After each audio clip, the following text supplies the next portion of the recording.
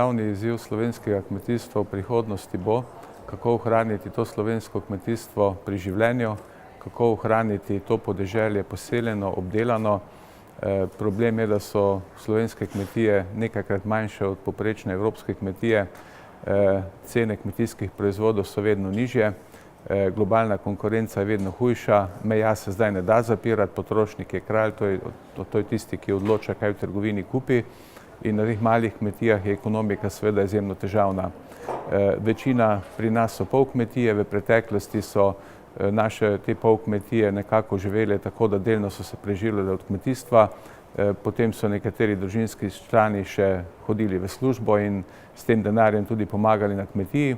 Izziv prihodnosti je pa ta, ali bodo še mladi v prihodnosti, ki so v glavnem zdaj izobraženi, lahko dobijo službe kjerkoli, še pripravljeni ob službi obdelovati tudi kmetijo. Ugotavljamo, da čistih takšnih profesionalnih kmetij, kjer se cela družina živi od kmetije, je manj kot 10 tisoč.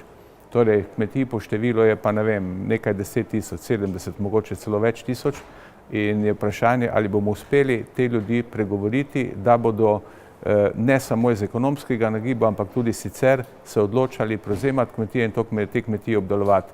Problema ne vidim toliko v ravninskih predelih, kjer se z mehanizacijo da obdelati tudi več hektarjev.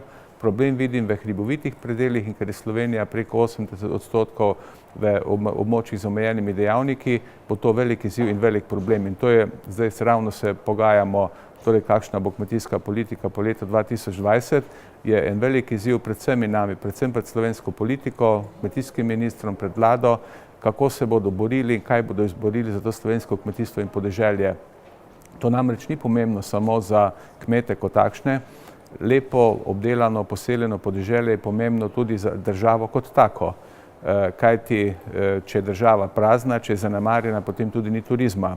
Vsi govorimo o izjemno lepih rezultatih v turizmu, ki so tudi zaradi tega, ker je Slovenija res ena lepa dežela. Če bo čez 10 let drugače, tudi turistov takšna zaračena dežela ne bo zanimala. Zato je to glavni izziv, kako prepričati ljudi in kako jim zagotoviti neko primerno kvaliteto življenja na podeželju, kar ni odvisno samo od kmetov, ampak je odvisno od vseh nas, od celotne družbe, od politike, od vseh tistih, ki imajo pomemben vpliv v tej državi in v tej družbi.